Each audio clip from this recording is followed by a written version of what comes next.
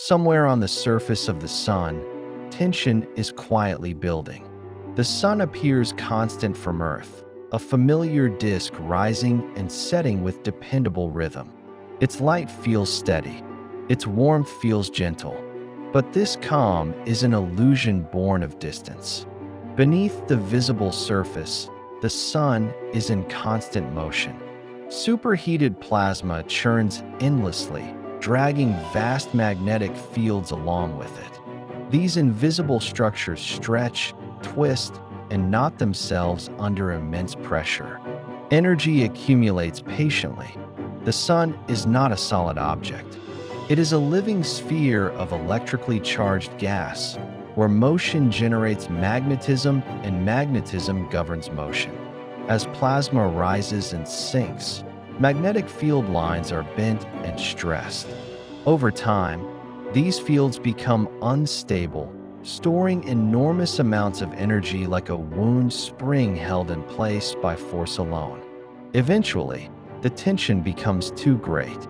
When magnetic field lines suddenly realign, energy is released in a violent instant.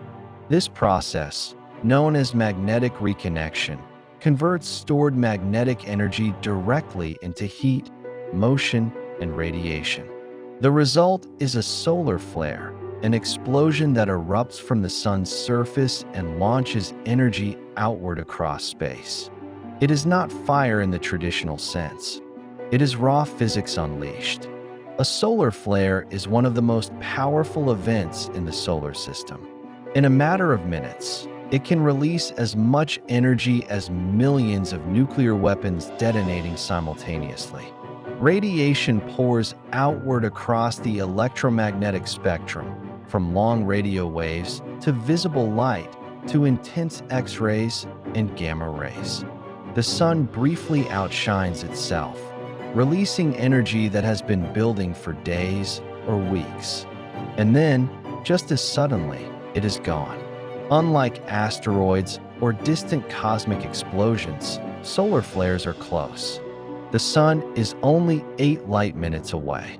When a flare erupts on the side facing Earth, its radiation arrives almost immediately. There is no warning time measured in hours or days. The most energetic emissions reach our planet in minutes, racing ahead of any physical material ejected from the sun.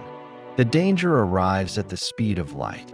For life on Earth's surface, this radiation is largely invisible. Earth's atmosphere acts as a shield, absorbing high-energy photons before they can reach the ground. X-rays and gamma rays collide with oxygen and nitrogen molecules high above the surface, breaking apart long before they can affect living tissue. Humans do not feel a solar flare. They do not see the sky change. Biology remains protected, but Earth is more than its surface.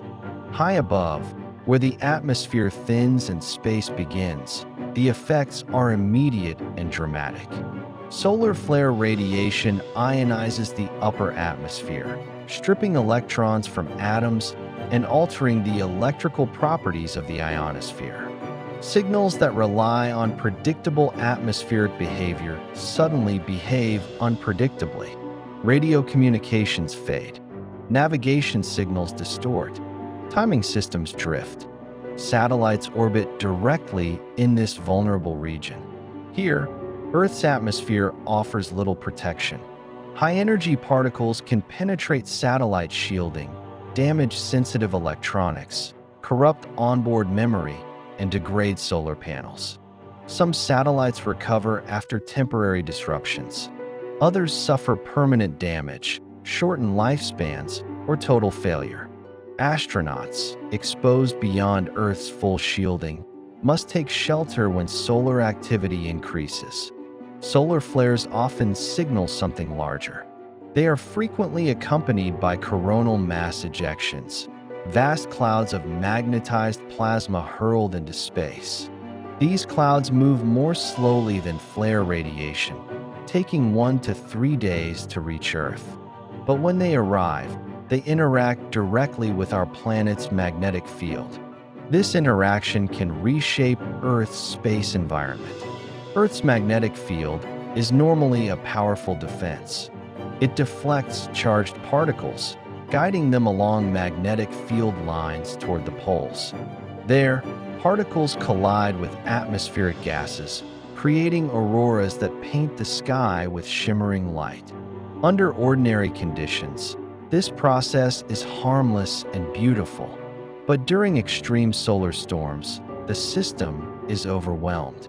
When a strong coronal mass ejection strikes Earth, magnetic field lines are compressed and distorted. Electrical currents surge through the upper atmosphere and induce currents in the ground below. Power grids, designed for steady, predictable loads, experience sudden stress. Transformers overheat. Protective systems shut down. Entire regions can lose electricity in moments. Darkness spreads not from destruction, but from overload. Modern civilization is uniquely exposed. Our world depends on electricity, satellites, and long-distance communication. Financial systems, transportation networks, emergency services, and military infrastructure all rely on technologies sensitive to space weather. Electronics are faster, smaller, and more efficient, but also more fragile. A severe solar storm today would ripple across the globe. History offers warnings. In 1859, a powerful solar storm known as the Carrington event caused telegraph systems to spark and fail worldwide. Operators received electric shocks. Messages transmitted without power. Auroras appeared near the equator. If a storm of that magnitude occurred today, the consequences would be far greater. Evidence of even stronger events exists. Tree rings contain traces of sudden increases in radioactive carbon, produced when intense solar radiation struck Earth in the distant past. Ice cores record similar signatures. These events occurred long before modern technology, but they demonstrate the sun's capacity for extreme behavior. The sun has done this before. Solar flares follow a cycle. Approximately every 11 years, solar activity rises and falls. During solar maximum, flares become more frequent and intense. During solar minimum, the sun grows quieter. But quiet does not mean harmless. Even a single extreme event is enough. The greatest danger is not to life itself. Earth's atmosphere and magnetic field have protected biology for billions of years.